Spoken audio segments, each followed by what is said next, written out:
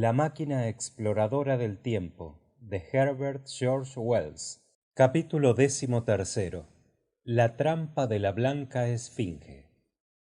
A las 8 o a las 9 de la mañana llegué a aquel mismo asiento de metal amarillo desde donde por la tarde de mi llegada lancé mis primeras miradas sobre el mundo. Pensé en las prematuras conclusiones que hice aquella tarde y me reí amargamente de mis suposiciones. Era el mismo hermoso paisaje, el mismo verdor abundante, los mismos espléndidos palacios, las mismas ruinas magníficas y el mismo plateado río deslizándose entre sus fértiles riberas. Los alegres trajes de los Eloís pasaban y repasaban entre los árboles. Algunos bañábanse en el mismo lugar donde yo había salvado a Wina, y al contemplarles sentí reavivarse mi pena. Como manchas que desfiguraban el paisaje, elevábanse las cúpulas sobre los pozos que conducían al mundo subterráneo. Ya conocía yo lo que recubría toda esta belleza del mundo exterior. Como los días que pasa en el campo el ganado, así deslizábanse agradablemente los días para sus habitantes. Como el ganado, no conocían ningún enemigo, ni sufrían la pena de necesidades, y era el mismo su fin. Entristecíme pensando en lo breve que había sido el sueño de la inteligencia humana. Se había dado ella misma la muerte, se había puesto con pie firme en camino hacia el confort y el bienestar, hacia una equilibrada sociedad, llevando como consigna las palabras seguridad y estabilidad, y había alcanzado su objeto para llegar finalmente a esto. Quizás algún día alcanzaron la vida y la propiedad una seguridad casi absoluta. Estaba el rico seguro de su bienestar y de su opulencia, el trabajador de su vida y su trabajo. No hubo, sin duda, en aquel mundo perfecto, ninguna cuestión inútil, ningún problema que no hubiese sido resuelto, y una gran calma había sucedido a aquel estado de cosas. Es una ley natural, muy olvidada, por cierto, que la versatilidad intelectual es la compensación de la mudanza, del peligro y de la inquietud. Un animal en perfecta armonía con su ambiente no es más que un simple mecanismo. La naturaleza no hace jamás llamada alguna a la inteligencia, a menos que el instinto y la costumbre sean insuficientes. No puede existir inteligencia donde no hay mudanza, ni necesidad de ella. Sólo poseen y gozan de inteligencia los animales que tienen que experimentar diversidad de peligros y necesidades. De este modo, según pude ver, el hombre del mundo superior había derivado hacia una impotente primorosidad, y el hombre subterráneo hacia la industria mecánica. Pero faltábales una cosa para lograr la perfección: la estabilidad absoluta. En el transcurso del tiempo, la subsistencia del mundo subterráneo habíase convertido en algo anormal. La necesidad, que había sido evitada durante algunos millares de años, resucitó y prosiguió su obra. Los seres del mundo subterráneo se aplicaban a una mecánica que, por perfecta que fuese, necesitaba, no obstante, un poco de pensamiento, habiendo probablemente por ello conservado algo más de iniciativa, aunque menos carácter humano que los del mundo superior. Así, al carecer de alimento, volvieron a lo que una vieja costumbre había hasta entonces impedido. Así es como vi finalmente el mundo del año 802.701. Puede ser esta la más absurda explicación que pueda dar cerebro humano, pero es así como tomé yo la cosa, y tal como la tomé, se la doy a ustedes. Después de las fatigas, las excitaciones y los terrores de pasados días, y, a pesar de mi disgusto, este asiento, desde donde contemplaba el tranquilo paisaje, bañado por el sol, me ofrecía agradable reposo. Estaba tan agotado de sueño y fatiga que pronto mis reflexiones se convirtieron en adormecimiento. Tomé, pues, en vista de ello mi partido, y tendiéndome sobre el césped, dormíme con largo y reparador sueño. Desperté poco antes de ponerse el sol. No temía ya ahora ser sorprendido en mi sueño por los Morlocks, y, levantándome, bajé la colina por el lado de la blanca esfinge. Llevaba mi palanca en una mano, y con la otra acariciaba las cerillas en mi bolsillo.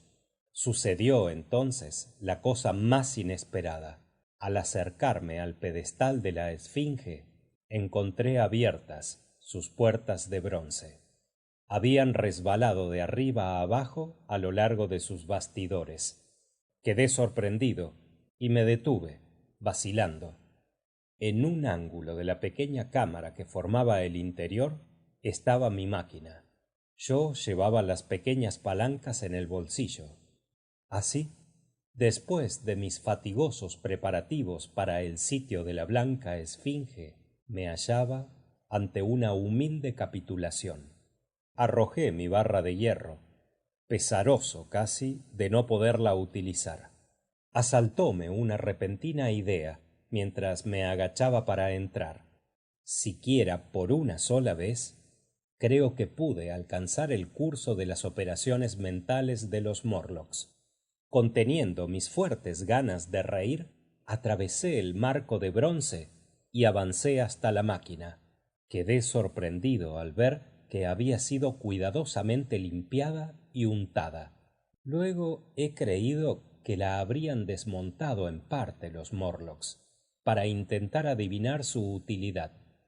Entonces, y mientras examinaba y tocaba con verdadero placer mi invento, prodújose lo que esperaba.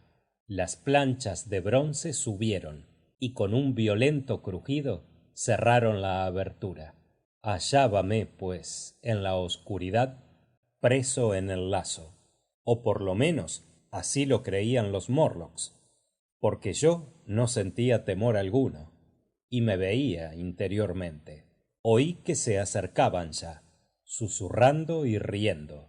Con toda la calma me dispuse a encender una cerilla. No tenía más que colocar las palancas en la máquina para desaparecer como un fantasma. Pero no me había dado cuenta de una cosa. Las cerillas que me quedaban eran de esta maldita clase que no se encienden más que con el rascador de la caja. Pueden ustedes imaginarse a dónde fue a parar mi calma. Los pequeños animales estaban casi sobre mí. Tocóme uno. Con las palancas en las manos y los brazos extendidos, hice espacio a mi alrededor y empecé a instalarme en el asiento de la máquina.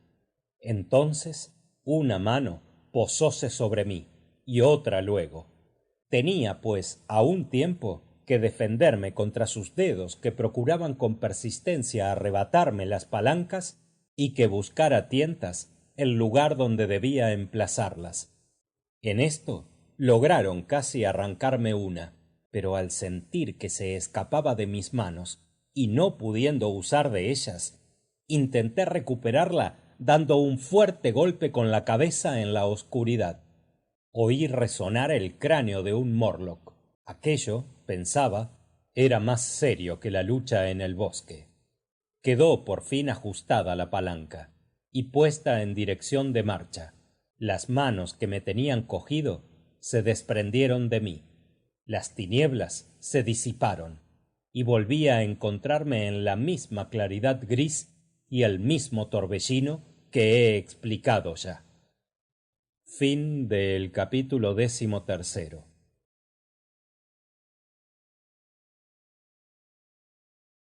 Capítulo 14. La última visión. Ya he referido a ustedes las sensaciones confusas y mareantes que da un viaje a través del tiempo. Y esta vez estaba mal sentado en el sillón, ladeado y de una forma muy poco estable. Durante algún tiempo me así fuertemente a la máquina, que vibraba y oscilaba, sin preocuparme de saber a dónde iba. Pero al decidirme a mirar los cuadrantes, quedé estupefacto. Uno de ellos señala los días, otro los millares de días, un tercero los millones de días, y el último las centenas de millones de días. Pues bien, al mirar los indicadores, vi que la saeta de los miles giraba hacia el futuro tan aprisa como la aguja que marca los segundos en un reloj. Con la precipitación, en vez de dar marcha atrás, había lanzado la máquina hacia adelante, a toda velocidad. Durante este tiempo, una rara mudanza se producía en el aspecto de las cosas. El gris que me rodeaba habíase hecho más oscuro. A pesar de que la máquina marchase a una velocidad prodigiosa, el rápido parpadeo que marcaba la sucesión del día y de la noche fue poco a poco haciéndose más lento. Las alternativas de noche y día sucedíanse más despacio, y era más lento el paso del sol a través del cielo, de tal modo que el día y la noche parecían extenderse durante siglos. Al fin, un continuo crepúsculo, roto solamente de cuando en cuando por el llamear de algún cometa en el tenebroso cielo. La franja luminosa que había indicado el sol habíase extinguido hacía tiempo. Ya no había orto ni ocaso. Únicamente se elevaba y descendía un poco hacia el oeste, y habíase hecho más ancho y más rojo. Toda señal de luna había desaparecido. Las revoluciones de las estrellas, cada vez más tardas, eran sustituidas por puntos luminosos que avanzaban casi imperceptiblemente. Un poco antes de hacer alto, el sol, rojo y muy ancho, detúvose inmóvil en el horizonte, vasta cúpula brillante de velado resplandor, sufriendo a veces momentáneas extinciones. Una vez, durante un corto tiempo, habíase reanimado y lucido con más fulgor, para volver a adquirir rápidamente su lúgubre color rojo. La tierra descansaba ahora, con una de sus caras constantemente expuesta al sol, lo mismo que en nuestra época la luna mira a la tierra. Con grandes precauciones, acordándome de mi anterior caída, empecé a acortar la marcha. Las saetas giraron más y más lentamente, hasta pararse la de los millares y dejar la de los días de ser sólo una sombra en el cuadrante, cada vez más despacio, hasta hacerse completamente visibles los vagos contornos de un desolado arenal. Detúveme dulcemente, y permaneciendo sentado en la máquina, pasé a mi alrededor la mirada. El cielo no era ya azul. Hacia el noroeste era de un negro de tinta, brillando viva y continuamente pálidas estrellas en estas tinieblas. Sobre mí era de un color rojizo y sin un solo astro. Hacia el sudoeste brillaba con vivo resplandor el horizonte, cortado por el disco del sol, inmóvil y rojo. A mi alrededor las rocas eran de un desagradable color rojizo. Por todo indicio de vida únicamente vi la vegetación, de un verde intenso, que cubría la base de un peñasco. Era el verde magnífico que tienen a veces los musgos y líquenes y las plantas que como ellos crecen en un perpetuo crepúsculo en los bosques y en las grutas. Se había detenido la máquina sobre una playa en pendiente. El mar extendíase hacia el sudoeste y se alzaba en el horizonte, limpio y brillante, bajo el descolorido cielo.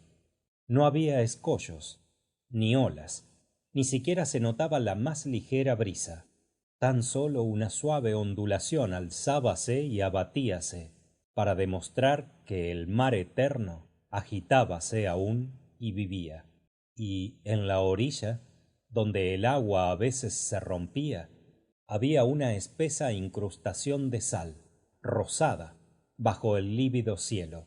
Sentía mi cabeza oprimida y respiraba muy aprisa. Esta sensación recordóme mi único experimento de ascensión a las montañas, y juzgué por ello que debía estar el aire considerablemente rarificado. A lo lejos, en lo alto de la desolada pendiente, oí un áspero grito, y vi una cosa parecida a una inmensa mariposa blanca alzar el vuelo, revolotear en el cielo y desaparecer planeando tras unos pequeños montículos. Fue tan lúgubre este chillido que, estremeciéndome, me coloqué más sólidamente en el asiento. Paseando de nuevo la mirada a mi alrededor, vi que, muy cerca, lo que creí que era una roca rojiza avanzaba lentamente hacia mí. Vi entonces que era un monstruoso cangrejo. Imagínense ustedes un cangrejo grande como aquella mesa, moviéndose lentamente y con cierta vacilación, agitando sus enormes pinzas y sus largas antenas como látigos de carretero, y espiándoos con sus desorbitados ojos por ambos lados de su metálica frente. Su caparazón era rugoso y estaba adornado aquí y allá de raras protuberancias y verdosas incrustaciones. Mientras avanzaba, veía moverse y agitarse los numerosos palpos de su complicada boca. Entretanto que, estupefacto, contemplaba esta siniestra aparición arrastrarse hacia mí, noté como un cosquilleo en mi mejilla, cual si una mariposa se hubiese posado en ella. Probé de alejarla con la mano, pero volvió inmediatamente, y enseguida posóse otra cerca de mi oreja. Llevé a ella vivamente la mano y cogí una especie de filamento que resbaló inmediatamente de entre mis dedos. Presa de horrible náusea, volvíme y vi que había cogido la antena de otro monstruoso cangrejo que se hallaba detrás mismo de mí. Sus ojos maléficos se revolvían furiosos. Parecía su boca animada de un feroz apetito, y sus torpes pinzas, bañadas en glutinosa baba, se inclinaban sobre mí. En un instante mi mano pulsó la palanca, y puse un mes de distancia entre estos monstruos y yo, pero continuaba aún sobre el mismo arenal, y volví a verlos distintamente tan pronto como me detuve. A docenas se arrastraban por todas partes otros cangrejos, en la sombría claridad, sobre las amontonadas capas de verde intenso. No me es posible expresarles la sensación de abominable desolación que envolvía al mundo. El cielo, rojo hacia oriente; al norte, las tinieblas; sin vida y salado el mar; el rocoso arenal lleno de estos tardos y repugnantes bichos monstruosos; el verde uniforme y de envenenado aspecto de la vegetación de líquenes; el aire rarificado que lesionaba los pulmones. Todo contribuía a producir una impresión horrible.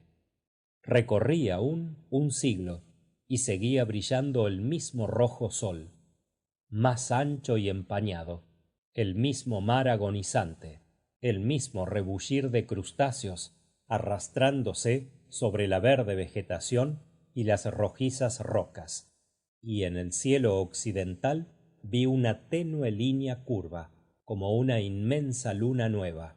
Continué mi viaje, deteniéndome de cuando en cuando a grandes saltos de millares de años, atraído por el misterioso destino de la tierra, contemplando con una rara fascinación cómo el sol se hacía cada vez más ancho y velado en el cielo de occidente, y desaparecer paulatinamente la vida de la vieja tierra.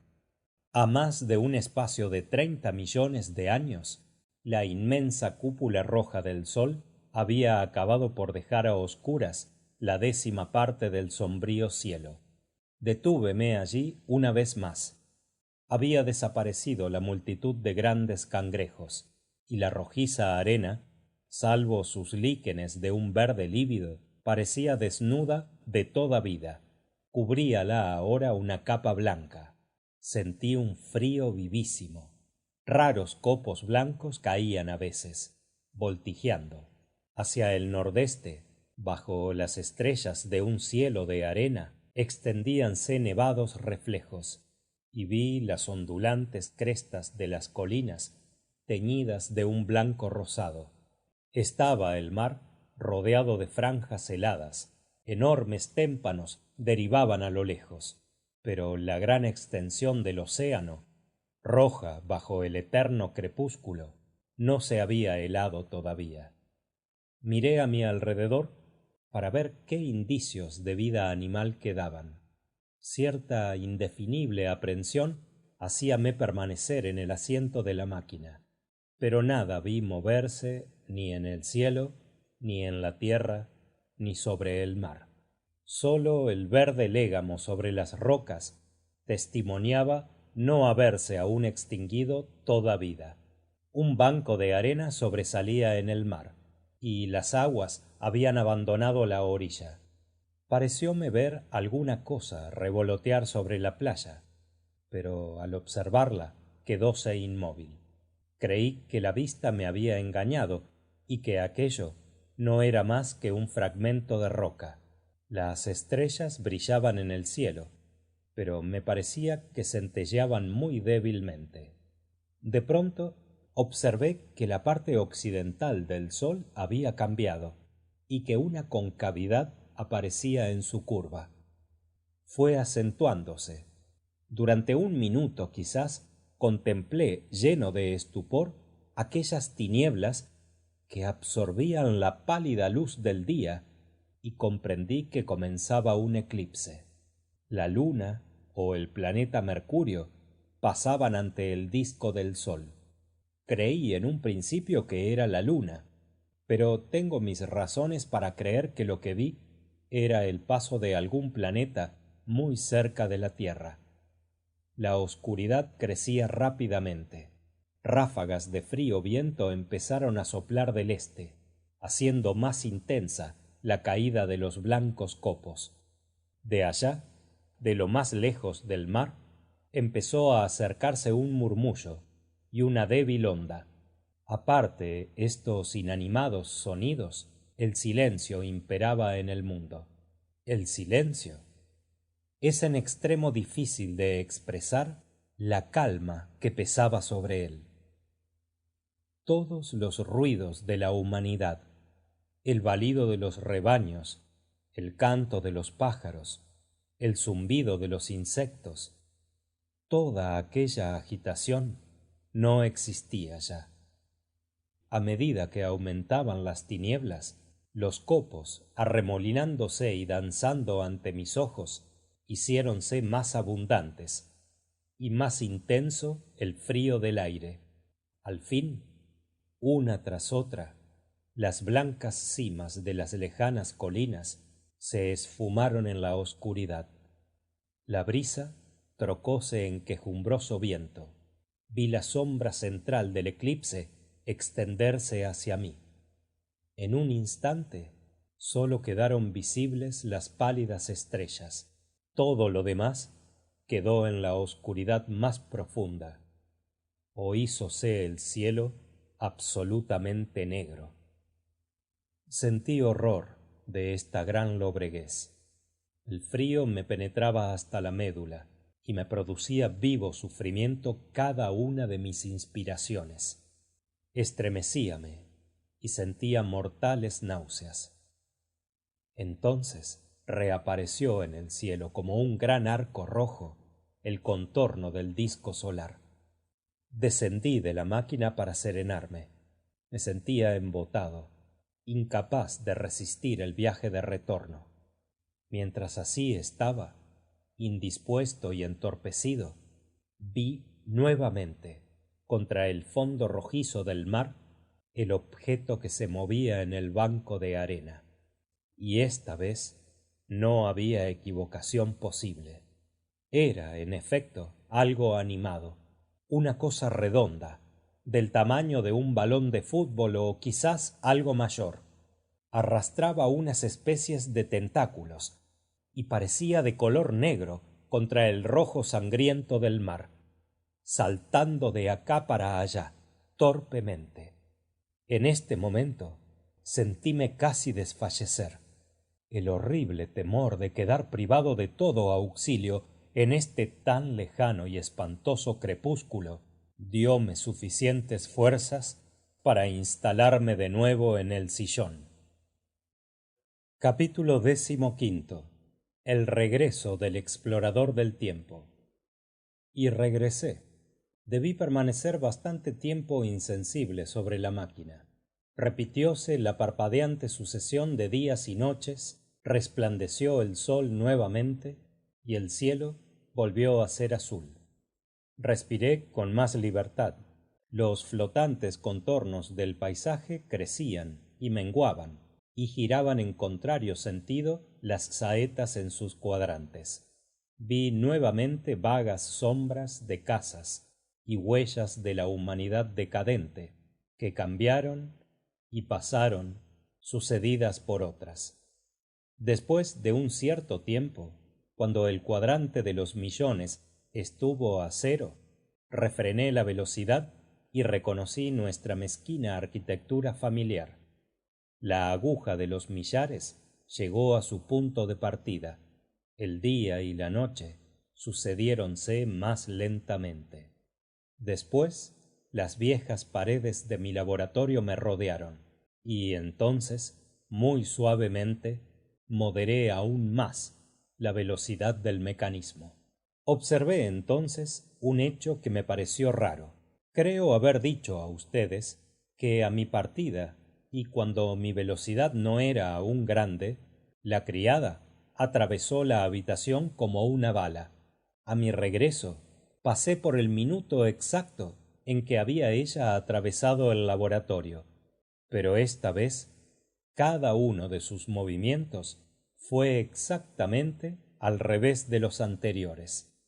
Entró por la puerta del fondo, deslizóse a través del laboratorio en sentido contrario, desapareciendo detrás de la puerta por la que primero entró. Un instante antes parecióme ver a Hyler, pero pasó como un relámpago. Detuve la máquina y vi de nuevo a mi alrededor mi viejo laboratorio, mis enseres, mis aparatos, tal como los había dejado. Descendí de la máquina con el cuerpo embarado y dejéme caer sobre un asiento, donde fui acometido durante algunos minutos de violento temblor. Luego me calmé. Al volver a hallar mi viejo taller a mi alrededor exactamente igual que antes, empecé a sentirme tranquilo. Sin duda, me había dormido allí. Todo aquello no había sido más que un sueño. Y no obstante, algo había cambiado. La exploración empezó con la máquina en el ángulo sudeste de la habitación. Ahora estaba en el ángulo noroeste, arrimada a la pared, como verán ustedes. Esto puede hacerles apreciar la exacta distancia que mediaba entre el pequeño prado y el pedestal de la blanca esfinge, dentro del cual habían los Morlocks encerrado mi máquina.